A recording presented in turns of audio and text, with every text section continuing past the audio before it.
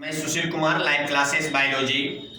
कल आप लोग को चैप्टर 1 पढ़ा रहे थे जीवों में जनन, और जीवों में जनन का पहला टॉपिक्स कल हमने बताए थे जीवन अवधि। और आज का टॉपिक है आप लोग का जनन।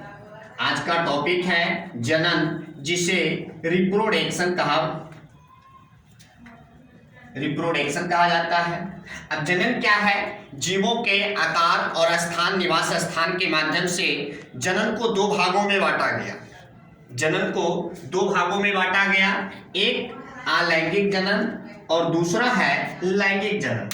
तो एक आप लोग का अलैंगिक जनन और दूसरा जो है लैंगिक जनन।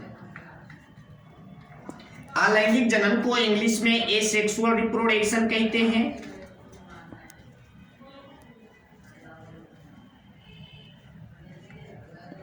एसेक्सुअल रिप्रोडक्शन और लैंगिक जनन को सेक्सुअल रिप्रोडक्शन कहते हैं।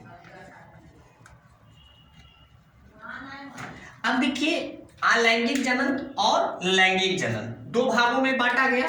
ध्यान दीजिएगा, अलैंगिक जनन और लैंगिक जनन। अलैंगिक जनन में एक लिंग की आवश्यकता होती है, एक लिंग की आवश्यकता होती है, एक लिंग की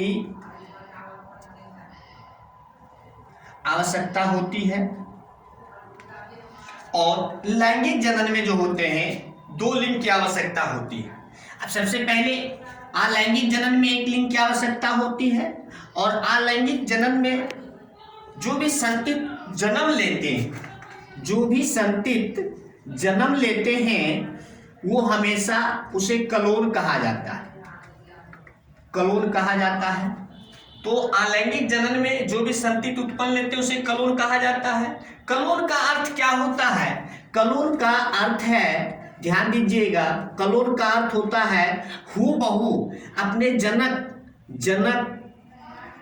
के समान होना। ध्यान दीजिएगा, कलोन का अर्थ होता है जनक के समान होना।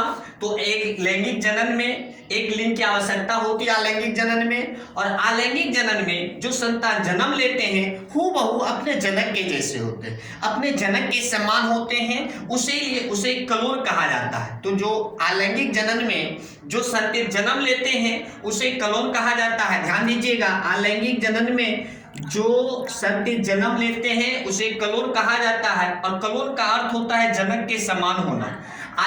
लैंगिक जनन में क्या है? दो लिंग की आवश्यकता होती है। ध्यान दीजिएगा, दो लिंग की आवश्यकता होती है,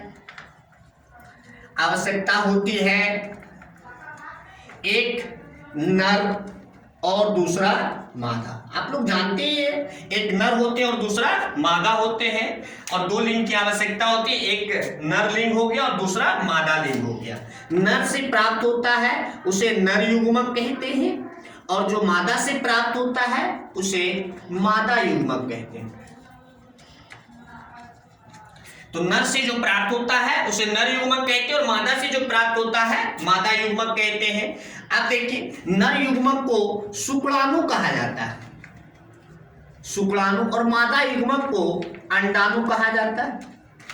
अब नर युग्मक को शुक्राणु और मादा युग्मक को अंडाणु। अब दोनों का क्या होता है? आपस में निषेचन होता है, संलयन होता है, एक दूसरे दोनों में जुड़ते हैं, संलयन करते हैं, संलयन करते हैं, एक दूसरे के दोनों संलयन करते हैं। और जब दोनों संलयन होता है तो युग्मनज का निर्माण करते हैं, तो नर युग्मक को शुक्राणु कहते हैं और मादा युग्मक को अंडाणु कहते हैं। और ये दोनों आपस में संलयन करते हैं, जुड़ते हैं, और जुड़ने के बाद युग्मनज का निर्माण करते हैं। ध्यान दीजिएगा, जुड़ने के बाद युग्मनज का निर्माण करते हैं। जब युग्मनज वृद्धि करके, ध्यान दीजिएगा, युग्मनज वृद्धि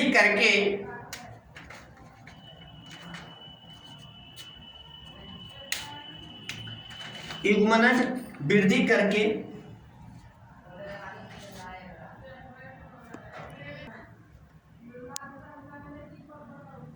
आइए नर युग्मक को शुक्राणु कहते हैं और मादा युग्मक को अंडाणु। शुक्राणु और अंडाणु आपस में संलयन करते हैं और संलयन करके युग्मनज बनाते हैं, संलयन करके युग्मनज बनाते हैं और युग्मनज वृद्धि करके भ्रूण बनते हैं और भ्रूण ही वृद्धि करके शिशु बनाते हैं, शिशु बनाते हैं।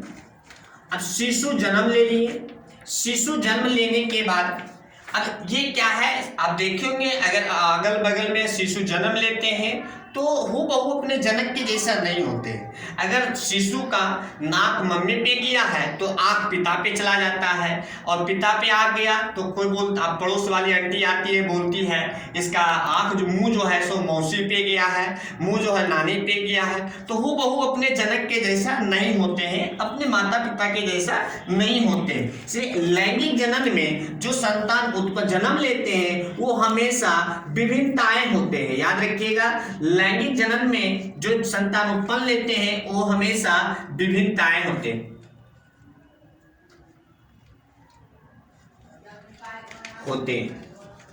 ठीक है, आइए अब सबसे पहले अलैंगिक जनन के बारे में पढ़ते हैं, उसके बाद